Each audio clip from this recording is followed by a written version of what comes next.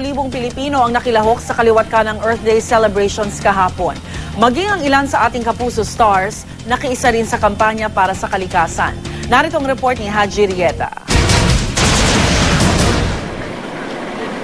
Umabot sa 7,000 ang nakilahok sa isang fun run na inilunsad ng National Geographic Channel sa Bonifacio Global City para sa selebrasyon ng Earth Day sa bansa. Layon daw nito nagisingin ang mga Pilipino para sa pangangalaga sa kalikasan. Nahati sa 4 na kategorya ang nasabing aktibidad, ang 21K, 10K, 5K at 3K. Lahat nag-enjoy dahil nakapag-workout na raw sila, nakatulong pa sila sa pangangalaga sa kalikasan. Sa Pasay City naman, maaga pa lang binuksan na sa publiko ang iba't ibang booth. Sari-sari ang gimmick ng mga grupong nakisa, gaya ng grupong ito na animoy mga zombies.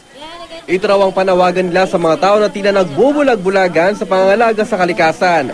Ang Haribon Foundation, isang book caravan ang sinagawa sa CCP, kung saan tampok ang mga libro kung paano alagaan ang ating kalikasan. Increasing awareness for environment, because that's the first step. We have to know what is wrong with the environment, what's happening to the environment, the state of the environment, and how we can correct all these things. Ang Kapuso actress na si Bea Binene nakisa sa nasabing caravan.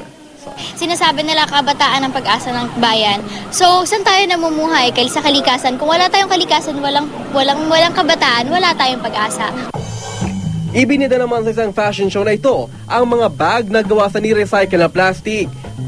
Sinabayan pa ito ng mga banda. Nagpakitang gilas naman ang grupong ito na mula pa sa Africa. Tumugtog din gamit ang tambol kasabay ng pagsayaw nila ng kanilang African dance. Ang Greenpeace na taon-taon raw nakasali sa selebrasyong ito nanawagan sa lahat na pangalagaan ang kalikasan. Siguro ang focus ngayon is yung mga iba't ibang ginagawa ng bawat tao. It's people coming together, doing their own little thing, na pag pinagsama-sama mo, malaking bagay yon. Sa booth naman na ito ay pinakita kung paano pinapagana sa pamamagitan ng solar energy ang ilang mga gamit. The most exciting thing that I was able to see was this solar-powered windmill here. It's a small design of what can be created on a larger scale to help the environmental issues here in the Philippines. Sa Ilocos Norte naman, mahigit 500 katao ang nakisa sa isang cleanup drive na isinagawa sa Poway Lake, kung saan tinuturing itong tourist attraction ng probinsya dahil ginagawa itong sanctuary ng mga migratory birds. Ayon sa Provincial Environment and Natural Resources Office, paraan nila ito bilang pakikisa sa selebrasyon ng Earth Day. Sa mga susunod na araw ay magsasagawa rin daw ng malawakang paglilinis sa Lawag River at sa ilang bahagi ng sand dunes.